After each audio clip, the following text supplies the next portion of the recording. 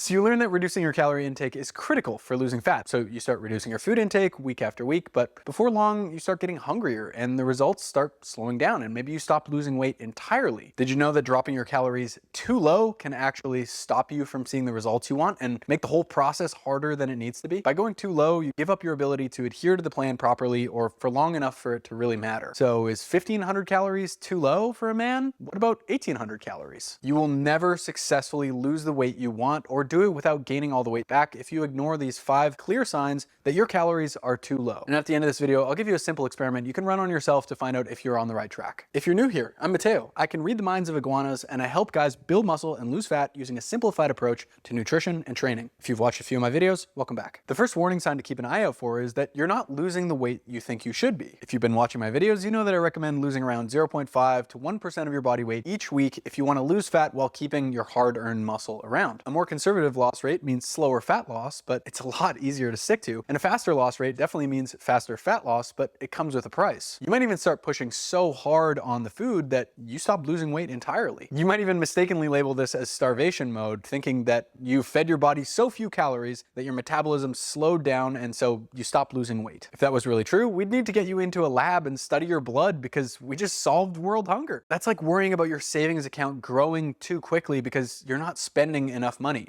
The logic is just all backwards. The real problem is that your calorie target has become lower than you can consistently hit on a regular basis. So maybe you thought you were eating 1600 calories per day, but you start getting hungrier and those little bites, licks, and tastes throughout the week start to add up and you're not actually eating 1600 calories anymore. The physical and psychological restrictions that you place on yourself by dieting, if taken too far, can have an opposite effect that you want, which cause you to overconsume calories on the weekends or mindlessly overeat throughout the week. Or maybe it's just as simple as the fact that you're not accurately tracking your calorie intake. Underreporting is a common pitfall that experienced dieters and even registered dietitians fall into when they're trying to lose weight. Oh, and by the way, if you want specific numbers of exactly how much weight you should aim to lose, grab my free weight loss calculator using the link in the description box. It'll spit out a 6-month plan showing you what weight you should aim to hit by when. On the flip side, you might be losing weight each week, but still eating too few calories, in which case these next few signs are the ones you're going to want to look out for. Extremely low calorie diets can leave you unable to match or ideally beat your previous week's performance in the gym consistently. So if you can normally bench press 100 pounds for a set of 10 to 15 reps, but you find that you've been consistently getting weaker week after week, or you just show up to the gym and you're so physically and mentally drained that you're unable to give a good solid effort in your training sessions, then that's a problem. Your goal is to lose fat, right? I'm about to go Bill Nye on your ass. Man, I wish Bill Nye would go fucking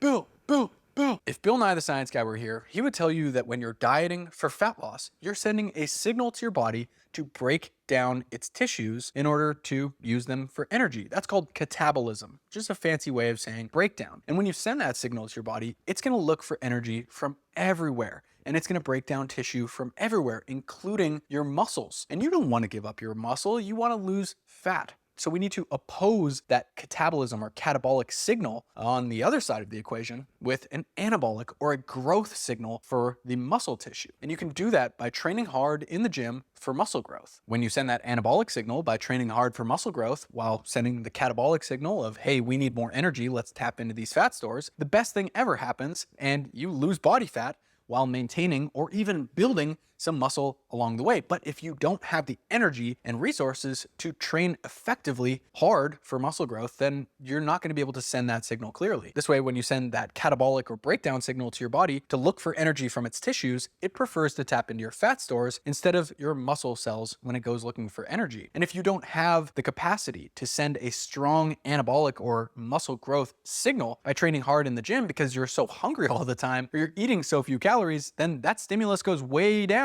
and you're at a much higher risk of losing muscle along the way. But even if you're training your ass off in the gym, if you're robbing your body of its most potent tool for muscle growth and fat loss, then you're gonna suffer either way. And that tool is your sleep. When you dramatically reduce your food to extremely low levels, your sleep quality and quantity takes a hit. And that's a huge problem because it means less muscle sticks around. You have more hunger, you're more moody, you have less energy throughout the day to do things, and you just move around less and burn fewer calories, and your body fat utilization is literally turned down. They've shown in studies when they restrict people's sleep, they literally build fat and lose muscle. And when they improve their sleep, the opposite thing happens. There are 3 specific ways that you'll notice your sleep is affected if this is you. If you find yourself waking up in the middle of the night with a growling stomach and you're hungry, you could be pushing too hard with your food. If you find yourself having a hard time falling asleep because you're hungry, this could also be you. And if you find yourself waking up an hour or a couple of hours earlier than your standard wake up time, then you might be pushing a little bit too hard. And please don't confuse this for any other reasons why you might be having shitty sleep, like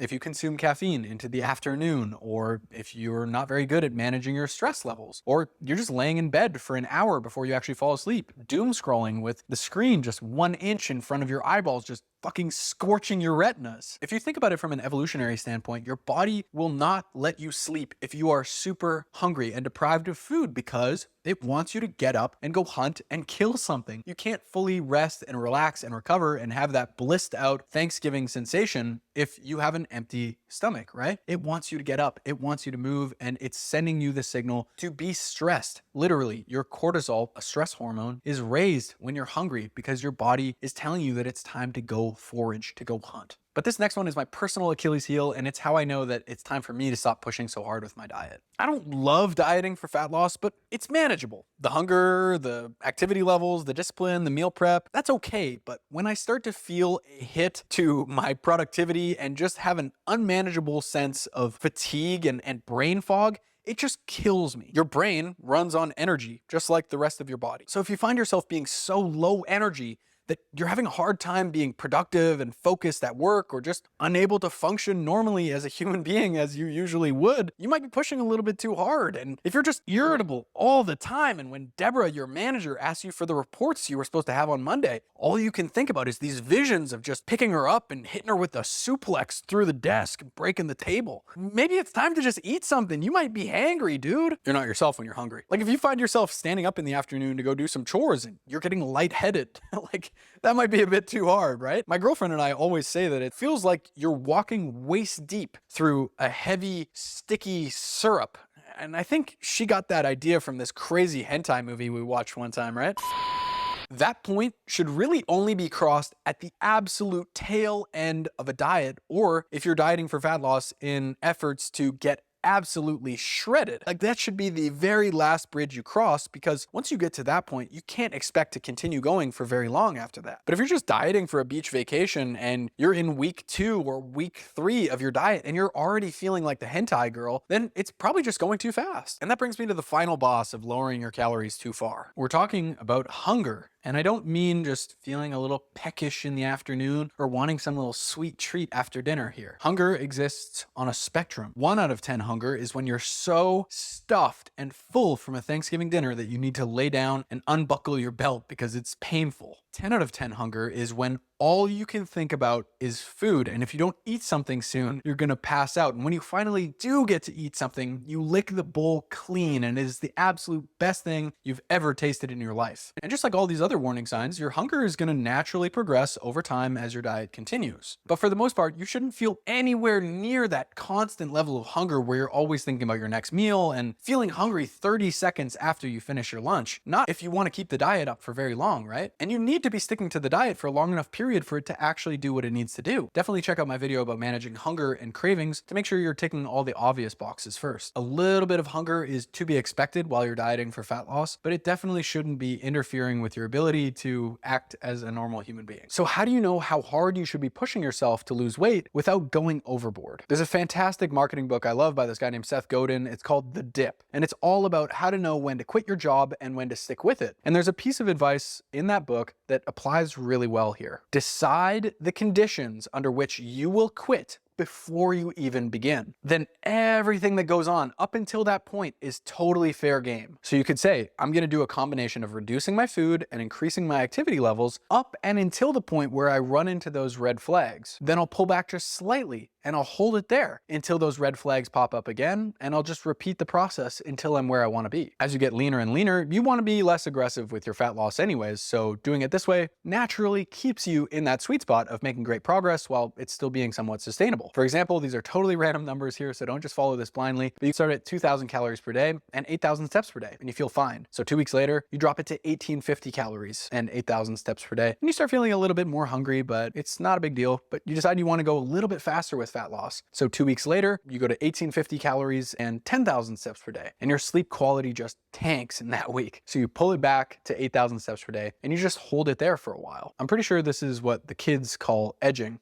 right? Cool. Or you can just stick with a more conservative fat loss goal too, and that's totally fine. You never need to run into any of these red flags. But if you want to get the most out of your fat loss diet in the shortest possible time frame, then that's what you could do. Push hard enough that you make meaningful, significant fat loss progress week after week without pushing so hard that you reduce your ability to adhere to the plan or your overall quality of life so much that it's not even worth it. Then ease off until you're ready to go again and repeat the process until you're as lean as you want to be. Thank you so much for watching this video. As always, I appreciate you being here. Be sure to subscribe to the channel so I can see you in the next one. Peace.